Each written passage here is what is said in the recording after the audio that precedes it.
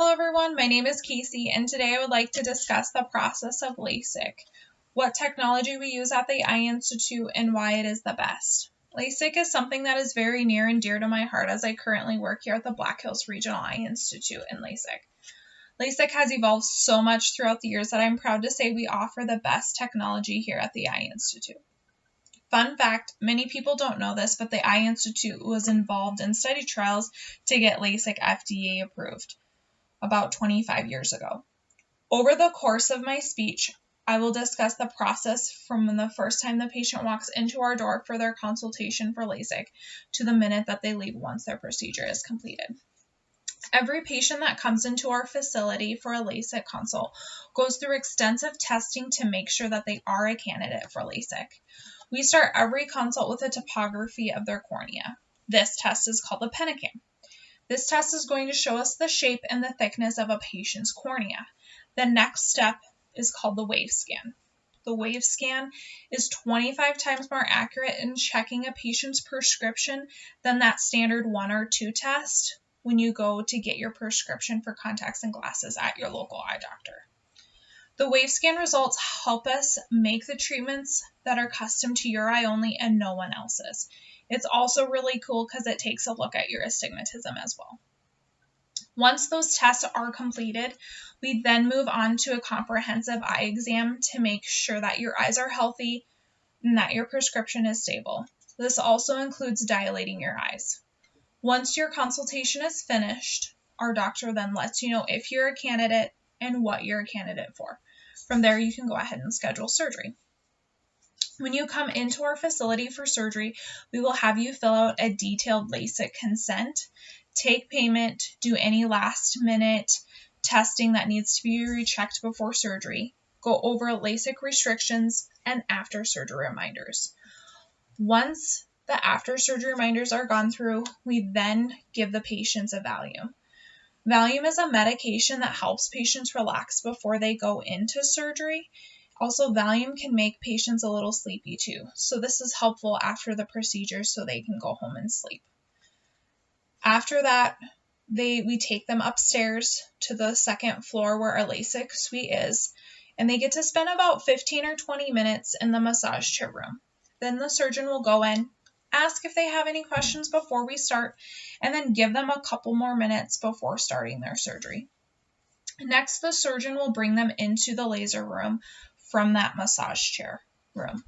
We will then place the patient on a bed that's going to swivel back and forth between the two lasers. In Lasik, we start with creating the flap on the right eye first, and then we're going to go to the left eye. The flaps are usually made 100 microns deep into the cornea, and in some cases, 90 microns. Your cornea is developed of 5 layers: the epithelium layer, the Bowman's layer, the stromal layer, the Descemet's membrane layer, and lastly, the endothelium layer.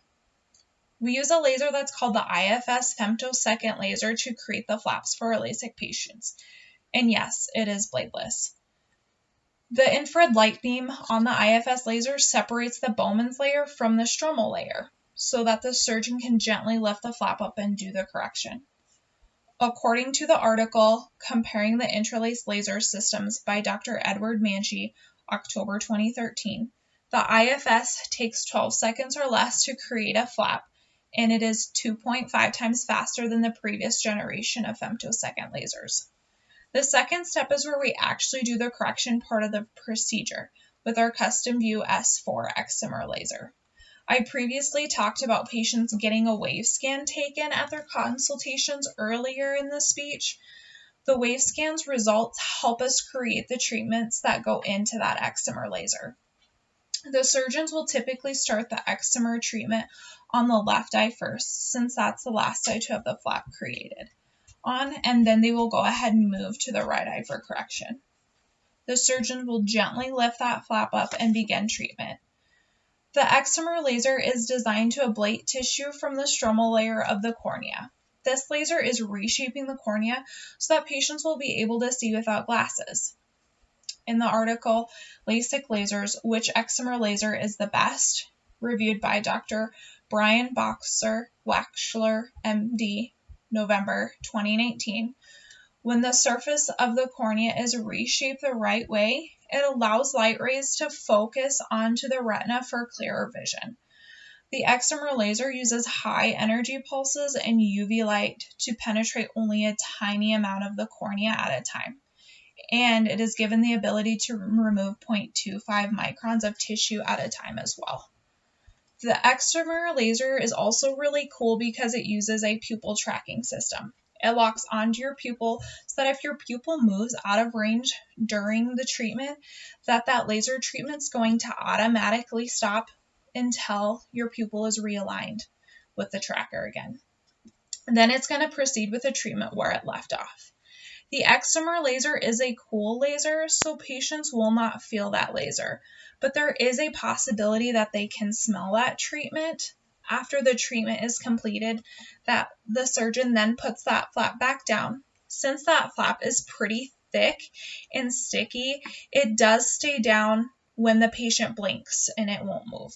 But obviously we still don't want you rubbing your eyes. Once they've completed the treatment on both eyes, patients are sent home to rest for the day. Patients have several post-op drops that they will need to take to help with the healing, and it is recommended that patients try and get some rest for about 4 hours after surgery.